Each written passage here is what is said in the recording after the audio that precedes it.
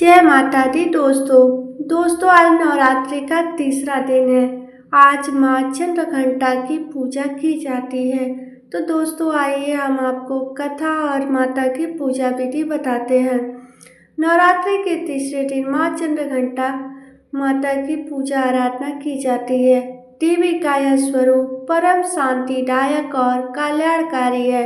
इसीलिए कहा जाता है कि हमें निरंतर उनके पवित्र विग्रह को ध्यान में रखकर साधना करना चाहिए।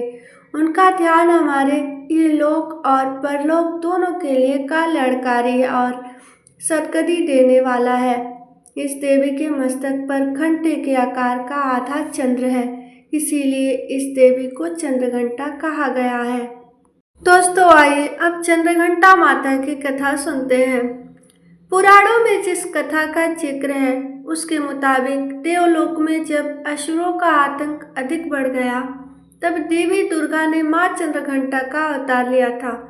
उस वक्त महिषासुर असुरों का स्वामी था। ये दुष्टकारी महिष देवराज इंद्र का सिंहासन पाना चाहता था। स्वर्गलोक पर राज करने की अपनी इच्छा को साकार करने हेतु वे तमाम तरीके अपनाता था।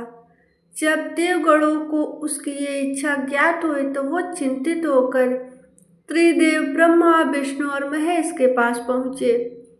देवताओं के मुख से महिषासुर के अत्याचार को जानने के बाद तीनों अत्यंत क्रोधित हुए।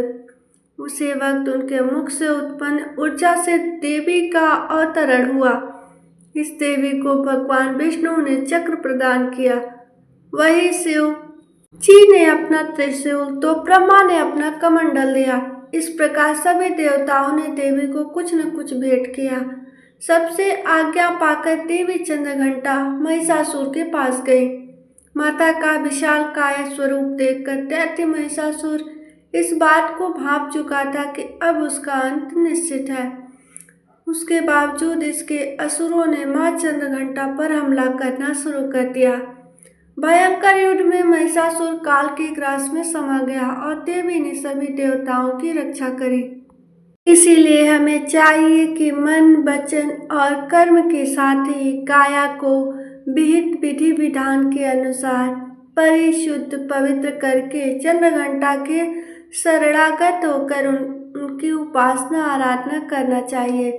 इससे सारे कष्टों से मुक्त होकर सहज ही परम पद के अधिकारी बन सकते हैं। यह देवी कल्याणकारी है। दोस्तों चंद्रघंटा माता की पूजा विधि जान लेते हैं। सबसे पहले नहा धोकर पूजा घर साफ कर ले। देवी के स्थापित मूर्ति को गंगा जल या फिर केसर और केवड़ा से स्नान कराए। इसके उपरांत देवी को सुनहरे रंग के वस्त्र धारण कराए। तदुपरांत देवी माँ को कमल और पीले गुलाब की माला अर्पित करें। फिर मिठाई, पंचामृत और मिश्री का भोग लगाएं।